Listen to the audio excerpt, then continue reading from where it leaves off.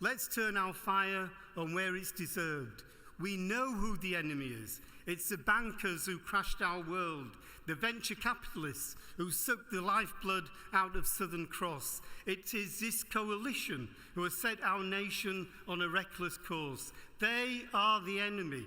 This coalition, with no democratic mandate, taking a chainsaw to our public services.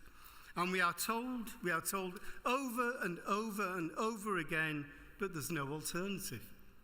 And as long as they keep preaching that mantra, that there is no alternative, I will state on every platform that there are alternatives. Clegg and Cameron could have the guts to go back to the banks, the spivs, the speculators, and tell them on behalf of all of us, you created this mess, you clear it up.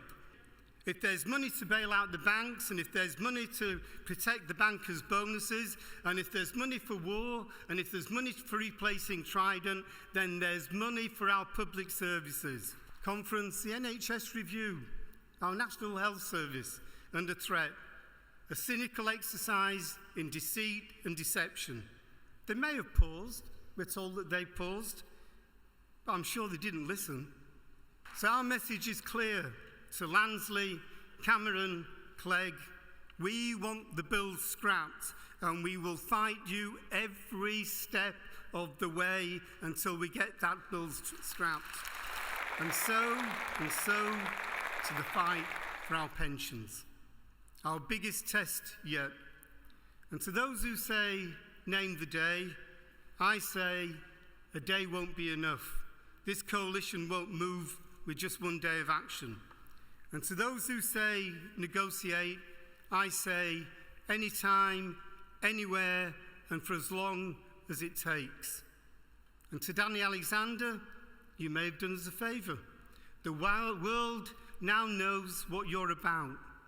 A 50% increase in pension contributions, not a penny to go into the pension funds, but to pay off the deficit left by the banks. A 50% reduction in benefits, all workers to work longer, and if you happen to be privatised through no fault of your own, by the way, we're not going to allow you to take your pension with you.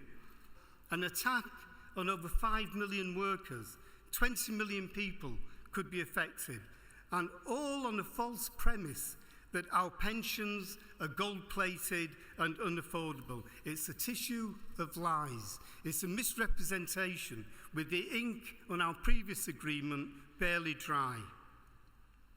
And next week, we do stand firmly behind our brothers and sisters from PCS, UCU, NUT and ATL on the 30th of June. Their fight is our fight.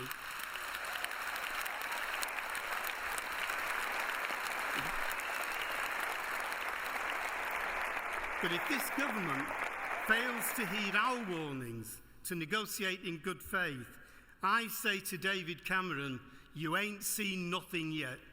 We will strike to defend our pensions. And today, this is our union's call to arms.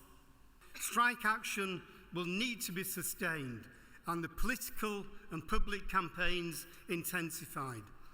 The fight of our lives may be an overused cliche, but conference, that is what this is. And it's a fight that we can win, it's a fight that we must win, and together it's a fight that we will win.